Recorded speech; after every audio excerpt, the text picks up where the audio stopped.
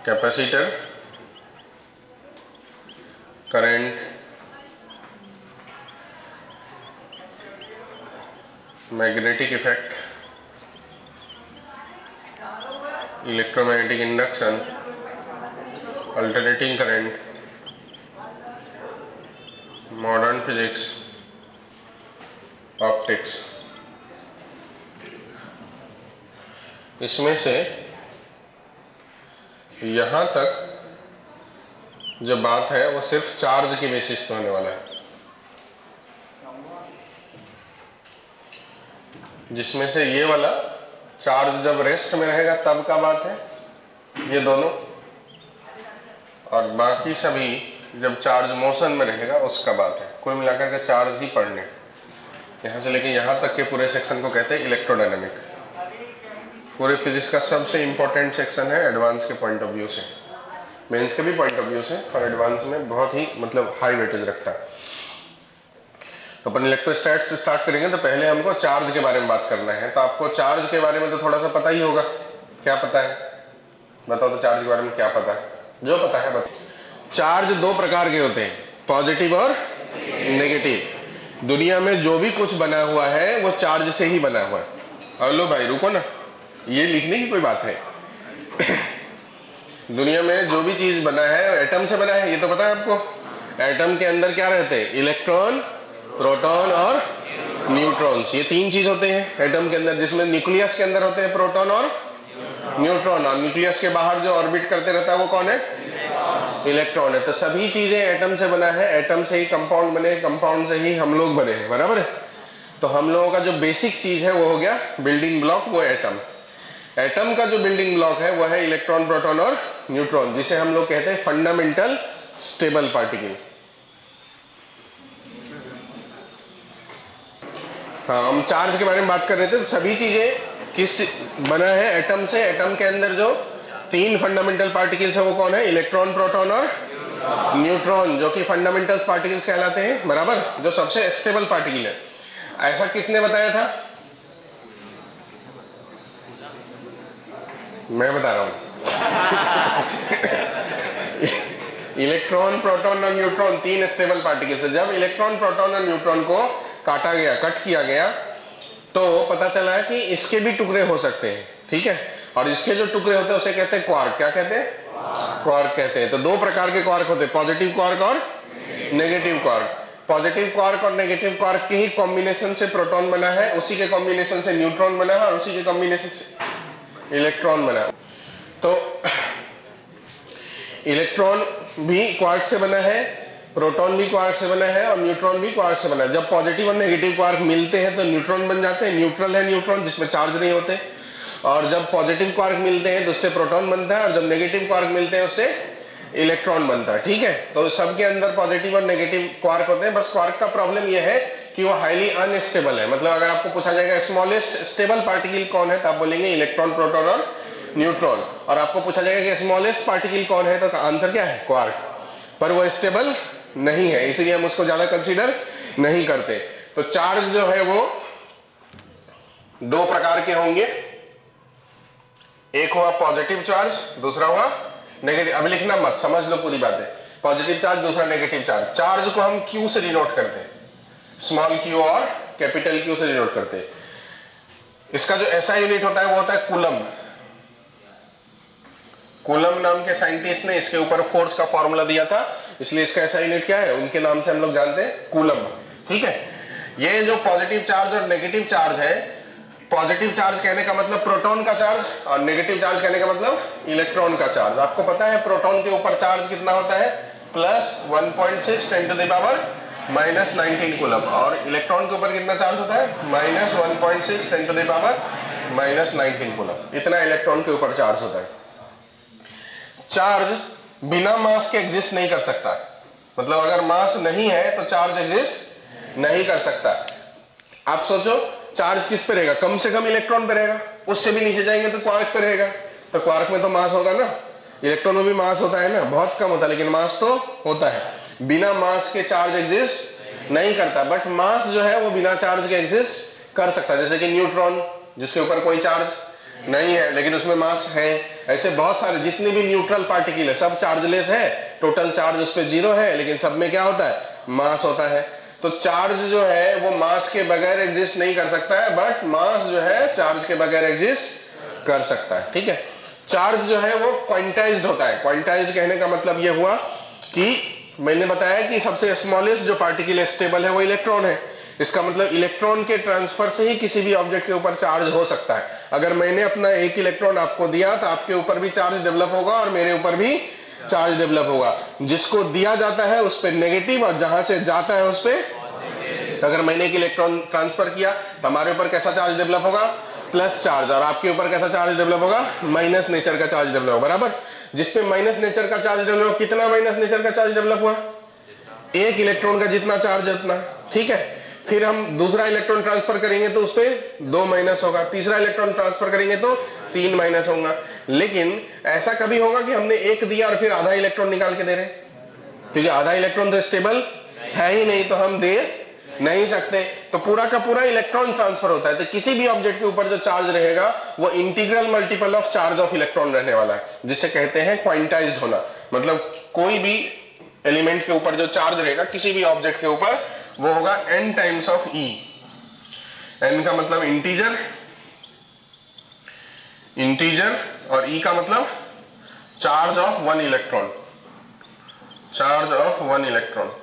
इसका मतलब ये हुआ कि किसी पे भी एक इलेक्ट्रॉन का चार्ज हो सकता है, 2 का हो सकता है, 10,000 का भी हो सकता है, 20,000 इलेक्ट्रॉन का भी चार्ज हो सकता है, बट 1.5 इलेक्ट्रॉन का चार्ज नहीं होगा, 1.3 इलेक्ट्रॉन का चार्ज नहीं होगा, क्योंकि 1.3 इलेक्ट्रॉन एग्जिस्ट नहीं करता है प्रैक्टिकली।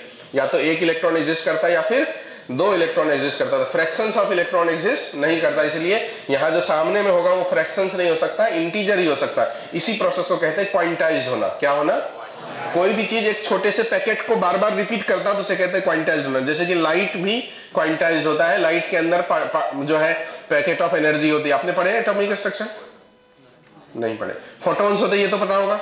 तो फोटॉन्स जो है वो पैकेट ऑफ एनर्जी है। तो लाइट के अंदर बहुत सारे फोटॉन्स होते हैं, बहुत सारे फोटॉन्स कंसीडर करते हैं। तो इसका मतलब वही जो छोटा जो पार्ट है उसे कहते हैं क्वांटा। ठीक है, मतलब पैकेट ऑफ एनर्जी फोटोन को कहते हैं क्वांटा, और ऐसे नेचर को कहते हैं क्या रहना, क्वांटाइज्ड होना। तो जो भी चीज इंटीग्रल मल्टीपल में होगा उसे हम क्या बोलेंगे कि वो क्या है, क्वांटाइज्ड है। तो चार्ज क्वांटाइज्ड होते हैं। उसके बाद चार्ज हमेशा कंजर्व होता है। पूरे यूनिवर्स का या किसी भी आइसोलेटेड सिस्टम का चार्ज कंजर्व होता है।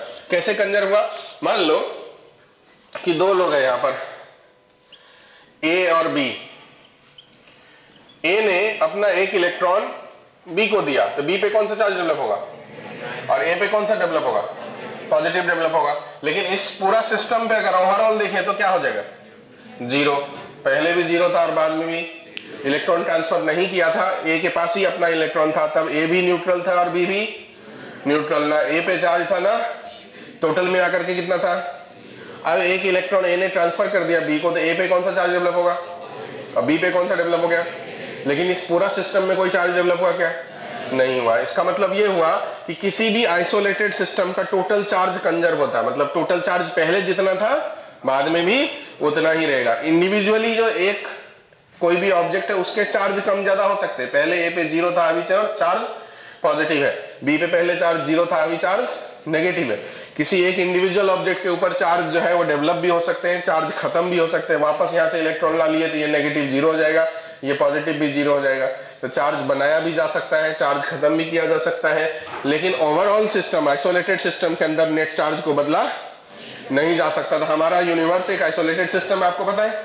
तो हमारे यूनिवर्स में टोटल वैल्यू ऑफ जो चार्ज है वो क्या है, कांस्टेंट है, वो कभी नहीं बदलेगा। जितना चार्ज एग्जिस्ट करता है यूनिवर्स में आज से 1000 साल पहले, उतना ही आज से 1000 साल बाद भी एग्जिस्ट करेगा। उसमें कोई बदलाव नहीं होने वाला है, क्योंकि चार्ज कैसा रहने वाला है, कंजर्व रहने वाला। इसको बोलते हैं कंजर्व। ठीक है, लॉ ऑफ कंजर्वेशन। जैसे आपने एनर्जी का कंजर्वेशन पढ़े, energy can neither be created, only can transfer from. यही तो एक स्टेटमेंट है आपको जो 10 से पहले याद रहता है, बराबर। हाँ, तो वैसा ही चार्ज के लिए, charge can neither be nor be, ये बात गलत हो जाएगा, गलत नहीं हो जाएगा। Charge can be created, can be destroyed. Individual charge can be created, can be destroyed, but total charge of an isolated system cannot be created, cannot be destroyed। ये है law of conservation of charge, बराबर। किसी भी isolated system पे अगर पहले से कोई चार्ज पड़ा है तो उतना ही चार्ज बाद में भी रहेगा। जैसे कि मान लो एक आइसोलेटेड सिस्टम मैंने बनाया, एक क्लासरूम है जिसपे -5 कूलम का चार्ज है, और यहाँ पर दो लोग मैंने खड़ा कर दिया ए और बी, तो अभी ए और बी सब मिला करके टोटल चार्ज -5 कूलम है। लेकिन यहां से अगर मैंने बी का एक इलेक्ट्रॉन ट्रांसफर कर दिया ए को, तो ए को मिला माइनस, बी को मिला प्लस, टोटल चार्ज अभी कितना है? -5 या -6? -5 ही है ना, क्योंकि टोटल चार्ज में कोई बदलाव नहीं हुआ। तो टोटल चार्ज किसी आइसोलेटेड सिस्टम पे पहले से अगर 0 है तो बाद में भी 0 रहेगा, पहले से कुछ है तो बाद में भी कुछ रहेगा, जितना था पहले से उतना ही रहेगा। इसी को कहते हैं क्या? Law of conservation of charge. तो चार्ज के बारे में क्या बताया हमने कि चार्ज एक ऐसा फिजिकल क्वांटिटी है जिसको Q से डिनोट करते हैं, जिसका ऐसा यूनिट क्या होता है? कूलम। दो प्रकार के नेचर होते हैं, पॉजिटिव नेचर और नेगेटिव नेचर। सबसे स्मॉलेस्ट जो स्टेबल पार्टिकल हो कौन है? इलेक्ट्रॉन, प्रोटॉन और न्यूट्रॉन। लेकिन उसको भी जब तोड़ते हैं तो किसमें तोड़ता है? क्वार्क में। कितने प्रकार के क्वार्क होते हैं? 2 प्रकार के क्वार्क होते हैं, पॉजिटिव क्वार्क और पॉजिटिव क्वार्क को अप क्वार्क भी बोलते हैं, नेगेटिव क्वार्क को डाउन क्वार्क बोलते हैं। ठीक है, इसी पॉजिटिव और नेगेटिव क्वार्क के कॉम्बिनेशन से बनता है इलेक्ट्रॉन, प्रोटॉन और न्यूट्रॉन। ठीक है, दोनों के कॉम्बिनेशन से इस प्रकार से बनता है कि मतलब जो न्यूट्रॉन न्यूट्रल हो जाता है, प्रोटॉन पे पॉजिटिव चार्ज आ जाते हैं और इलेक्ट्रॉन पे नेगेटिव चार्ज आ जाते हैं। बराबर। चार्ज हमेशा क्वांटाइज्ड होता है। क्वांटाइज्ड कहने का मतलब कहीं पर भी चार्ज होगा तो integral multiple of charge of electron होने वाला है, या तो 1 इलेक्ट्रॉन रहेगा या 2 इलेक्ट्रॉन रहेगा। इंटीजर से मल्टीप्लीकेशन रहेगा इलेक्ट्रॉन का, इतना चार्ज नहीं होगा। फ्रैक्शंस ऑफ इलेक्ट्रॉन कहीं पर पॉसिबल नहीं है, क्योंकि इलेक्ट्रॉन का टुकड़ा करेंगे तो वो स्टेबल नहीं रहता है। ये बात समझ गया? चार्ज हमेशा कंजर्व रहते हैं। क्या रहते हैं? कंजर्व। मतलब किसी भी आइसोलेटेड सिस्टम में चार्ज को हम ना तो क्रिएट कर सकते हैं ना ही खत्म कर सकते हैं। तो लिखते हैं थोड़ा सा इसके बारे में।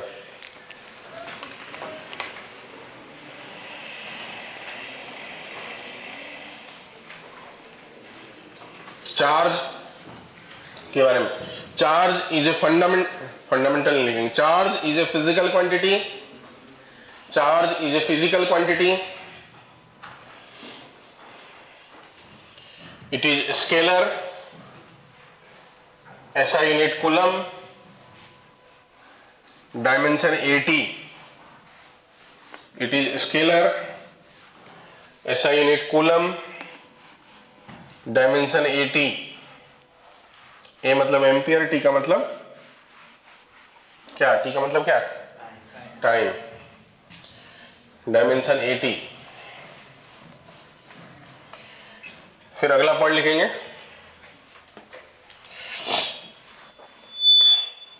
Charge has 2 types, positive and negative.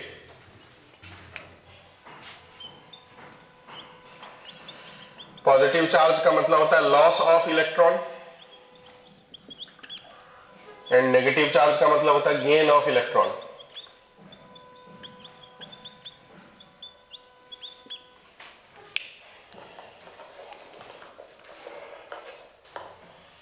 Negative charge का मतलब gain of electron. Positive charge में ही प्रोटॉन का charge of proton +1.6 × 10⁻⁻19 coulomb. Electron का charge of electron -1.6 × 10⁻⁻19 coulomb.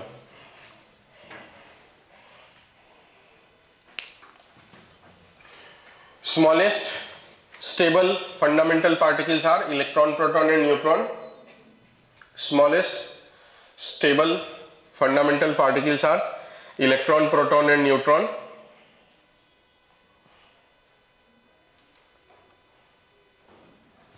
Smallest stable fundamental particles are electron, proton and neutron. It can be divided into quark,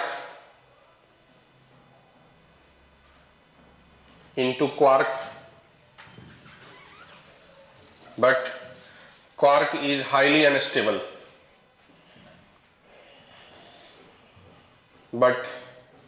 Quark is highly unstable. Quark is highly unstable. Quark is highly unstable. जो quark होता है ये 2 प्रकार के होते हैं, up quark, इसे positive भी बोलते हैं, दूसरा डाउन क्वार्क, बातें क्यों कर रहे हो, नेगेटिव होता है। अप क्वार्क का जो चार्ज होता है +2e/3 होता है और डाउन क्वार्क का चार्ज होता है -e/3, -e/3। जो एक प्रोटॉन है वो बनेगा एक पॉजिटिव क्वार्क, फिर एक और पॉजिटिव क्वार्क और एक नेगेटिव क्वार्क से। और जो न्यूट्रॉन है न्यूट्रल होते, तो एक पॉजिटिव क्वार्क और दो नेगेटिव क्वार्क मिलके न्यूट्रॉन का फॉर्मेशन करेगा। और इलेक्ट्रॉन का फॉर्मेशन तीनों नेगेटिव क्वार्क होना चाहिए, 3 नेगेटिव क्वार्क मिलके करेगा। सबको बनाने के लिए 3 क्वार्क लगते हैं, प्रोटॉन को भी बनाने के लिए 3 क्वार्क लगते हैं, इलेक्ट्रॉन को भी बनाने के लिए 3 क्वार्क लगते हैं, न्यूट्रॉन को भी बनाने को 3 क्वार्क लगते हैं। ठीक है, प्रोटॉन इस तरीके से बनता है, न्यूट्रॉन इस तरीके से बनता है, इलेक्ट्रॉन इस तरीके से बनता है। Charge never exist without mass, but mass exists without charge.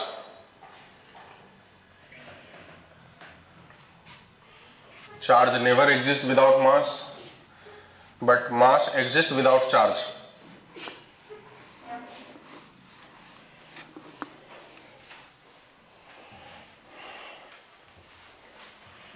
अगला point, charge is always quantized, charge is always quantized.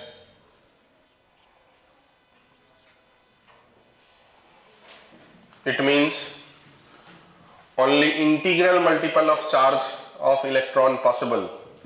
It means only integral multiple of charge of electron possible.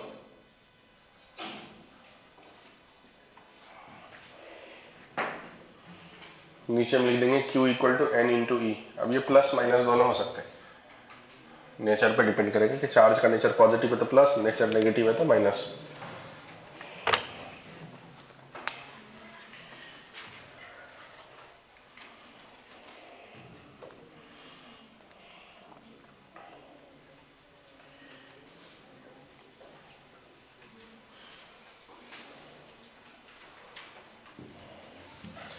एक क्वेश्चन लिख लेंगे, identify which one of the following charge not possible.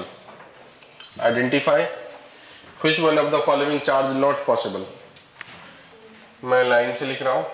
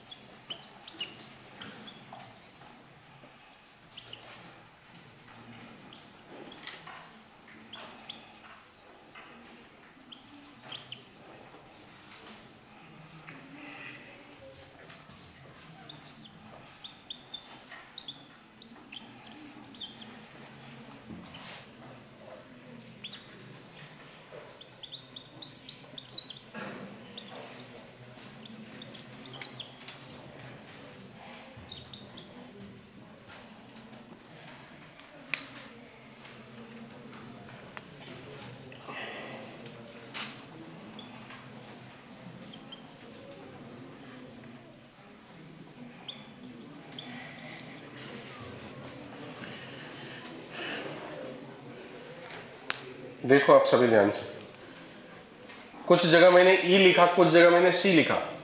E का मतलब electron के term में, C का मतलब coulomb. तो जहां जहां E है उसमें इंटीजर वाला तो पॉसिबल है, पर फ्रैक्शन वाला पॉसिबल, ये भी पॉसिबल, ये पॉसिबल, ये पॉसिबल, ये पॉसिबल, ये भी पॉसिबल, ये √2 इंटीजर होता है क्या? नहीं ना, पॉसिबल नहीं है, बराबर। अब देखो जहां जहां मैंने C लिखा उसके बारे में देखते हैं। उसमें मैंने नॉर्मल वाला मतलब इंटीजर वाला भी रखा, डेसिमल वाला भी रखा, फ्रैक्शन वाला भी रखा। तो कौन सा पॉसिबल है कौन सा नहीं पॉसिबल है कैसे निकालेंगे, तो चेक करना पड़ेगा। चेक यहां से करेंगे, देखो ध्यान से। नंबर जो है इंटीजर होना चाहिए, तो ये number equal to charge by charge of electron. तो अगर charge by 1 by electron, 1 by electron मतलब 1.6 10 टू द पावर -19, इसे आप सॉल्व करिएगा तो आएगा Q इंटू, देखो ये 10 टू द पावर 19 ऊपर जाएगा, 1 by 1.6 into 10 to the power 19, उसको मैं 10 इंटू 10 टू द पावर 18 लिखता हूँ, ये ऊपर में चला गया। तो ये 100 बाय 16, तो ये होता है 6.25 इंटू 10 टू द पावर 18। ठीक है, तो जो n का नंबर हुआ, बताओ ये इंटीजर है या नहीं है? नहीं है ना? कौन से स्कूल से पढ़ के आए हैं भाई? डेसिमल गायब नहीं हो जाएगा 10 टू द पावर से? नहीं हो जाएगा। 625 into 10 to the power 15 integer नहीं है ना? तो वो इंटीजर है। तो अब यहाँ पर Q के जगह पे आप टर्म रख के देखो कि जिस Q को मल्टीप्लाई करेंगे इसके साथ वो फिर फाइनली इंटीजर देगा या नहीं देगा। अब जैसे कि इस वाले सवाल में इसको मल्टीप्लाई करते, 3 बाई 5 कितना हो जाएगा? 0.6 होगा ना? 0.6 इंटू 6.25 10 टू द पावर 18। बताओ क्या ये इंटीजर है या नहीं है? ना? 3 डेसिमल गायब हो जाएंगे, 10 टू द पावर 15 हो जाएंगे। फिर 625 भी इंटीजर है, 6 भी इंटीजर है, 2 इंटीजर का मल्टीप्लीकेशन इंटीजर ही होने वाला है कि नहीं होने वाला? ओ भैया पीछे वाले क्या कर रहे हो? इधर ध्यान दो ना। है तो इसका मतलब ये क्या हो गया? पॉसिबल है। ठीक है, ऐसे नॉर्मल वो स्टेटमेंट का मतलब समझेंगे फ्रैक्शन ऑफ चार्ज पॉसिबल नहीं है, ये fraction of charge of electron नहीं है, कूलम है यहाँ पर। ठीक है, तो ये पॉसिबल है। कूलम में फ्रैक्शन भी पॉसिबल हो सकता है, डेसिमल भी पॉसिबल हो सकता है। अब इसकी बात करते हैं, ये तो पॉसिबल है। ये क्या हो जाएगा? 4 into 6.25 into 10 to the power 18। बताओ ये इंटीजर है, तो ये भी पॉसिबल हो गया। 7 कूलम वाला भी पॉसिबल हो गया। 7 इंटू 6.25 10 टू द पावर 18 बराबर। ये 3.2 वाला पॉसिबल होगा क्या? 3.2 इंटू 6.25 10 टू द पावर 18।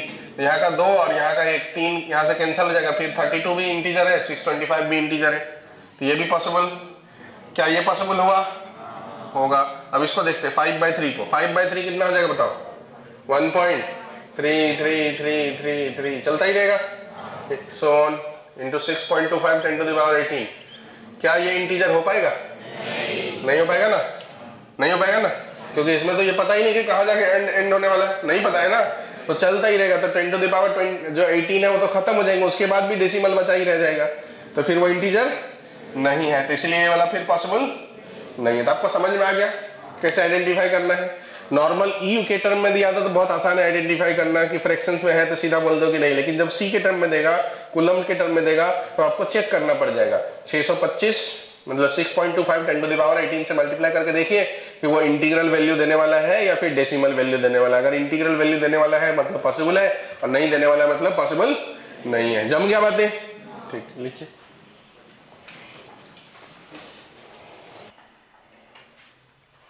हो गया, लिख लिए।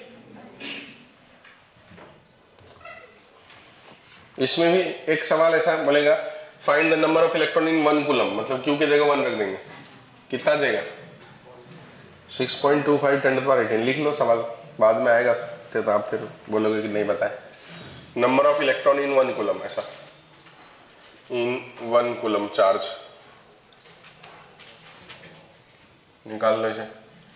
n equal to 6.25 into 10 to the power 18 into 1, 6.25 10 to the power 18। जितना भी कूलम चार्ज में बोलेगा निकालना, उसको 6.25 से मल्टीप्लाई कर देंगे, नंबर ऑफ इलेक्ट्रॉन आ जाएगा।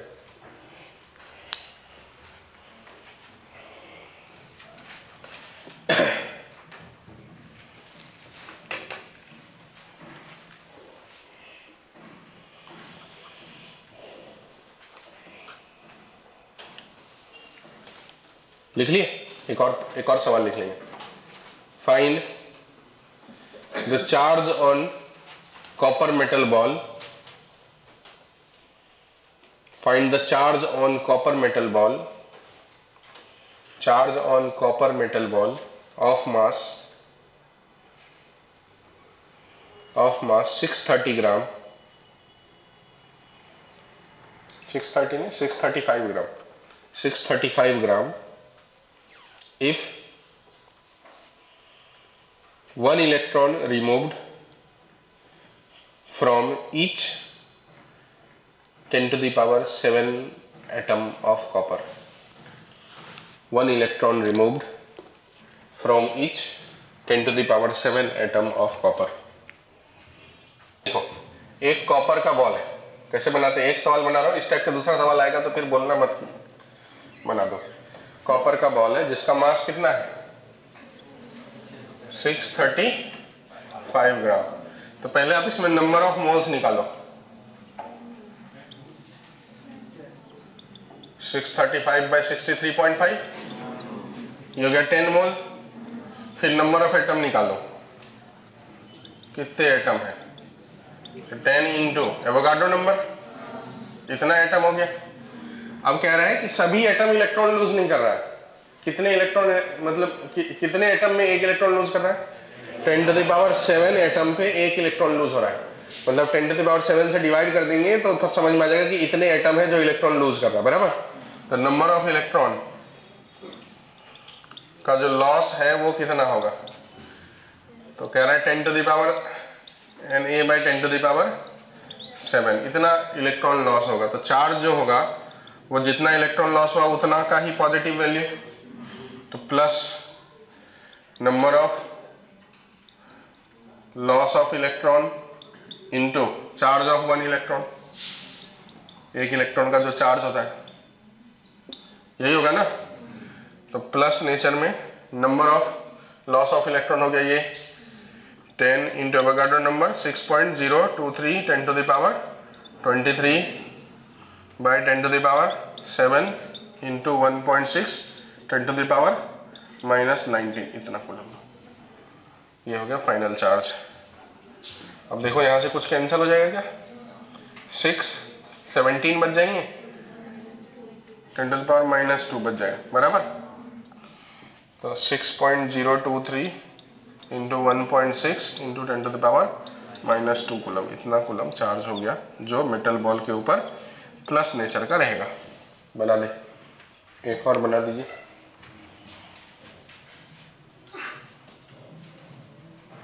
टू 2.3 ग्राम सोडियम बॉल पे चार्ज निकालना है। If electron each 10 to the power 6 atom loss 1 electron,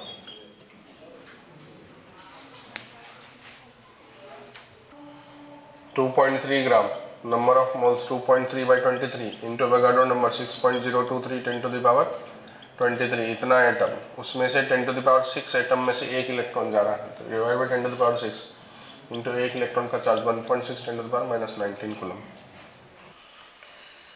total charge of any isolated system, total charge of any isolated system remains constant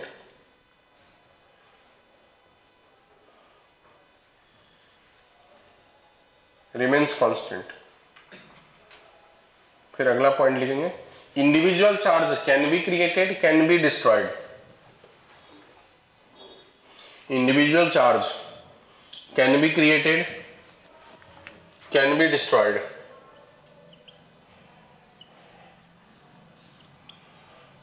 but total charge of system can neither be created nor be destroyed.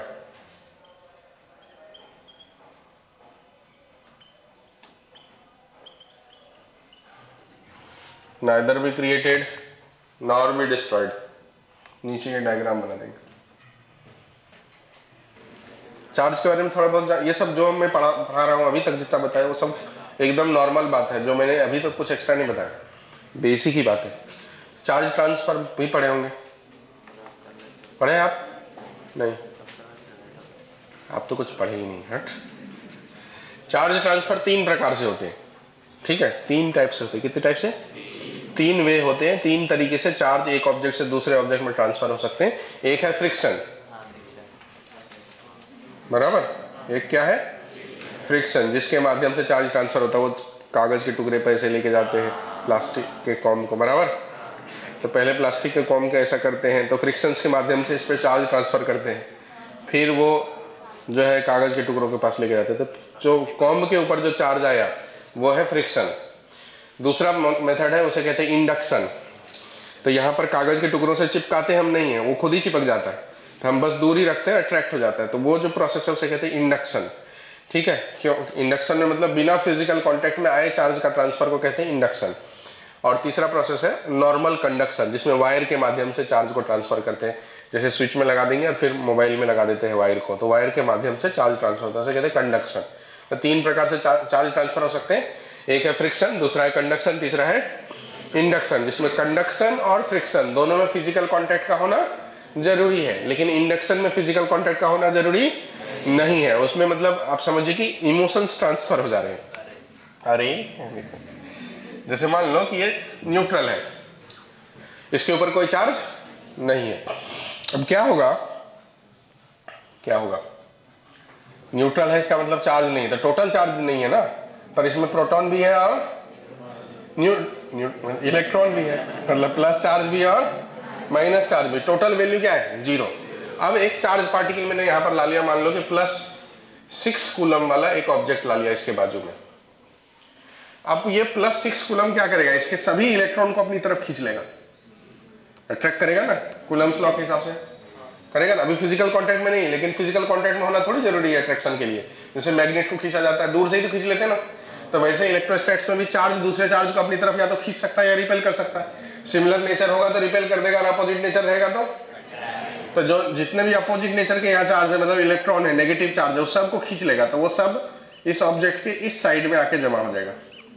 और जब electron इधर जमा होगा, इसका मतलब positive charge को repel किया, तो पॉजिटिव चार्ज इधर दूर की तरफ जमा हो गया, ठीक है।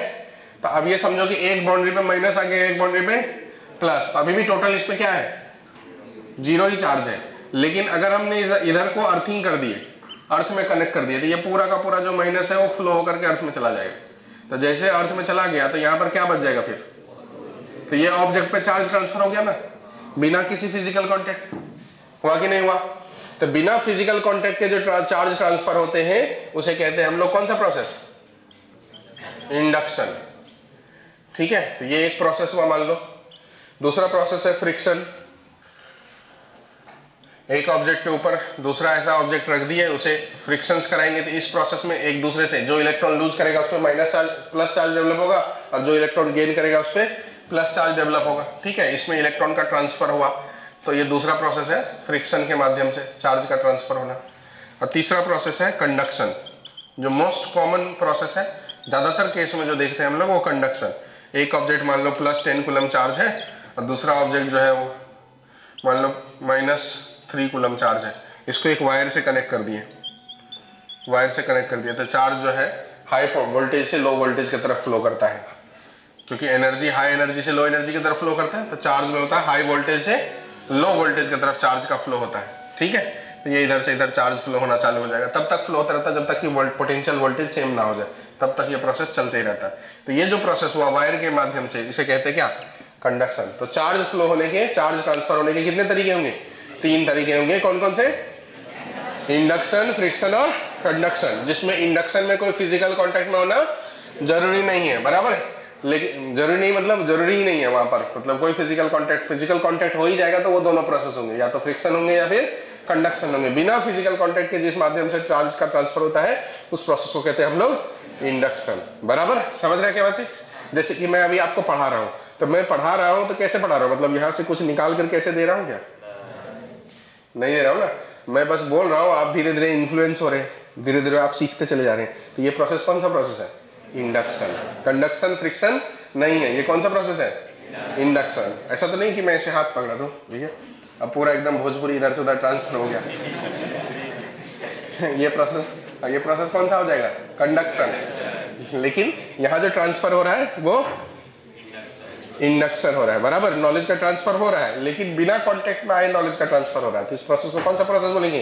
इंडक्शन। तो लिखो, charge can be transfer by 3 way, charge can be transfer by 3 way.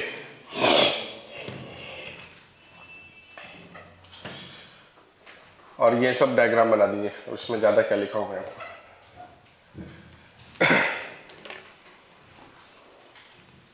Induction, friction, conduction.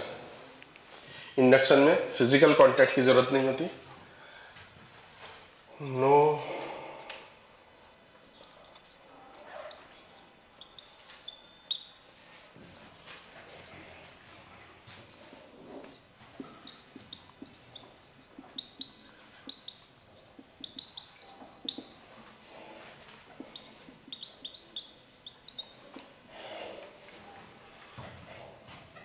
Charge जो फ्लो होते हैं वो always from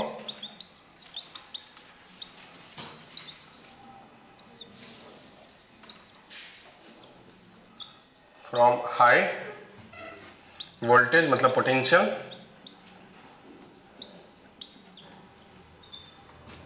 to low voltage.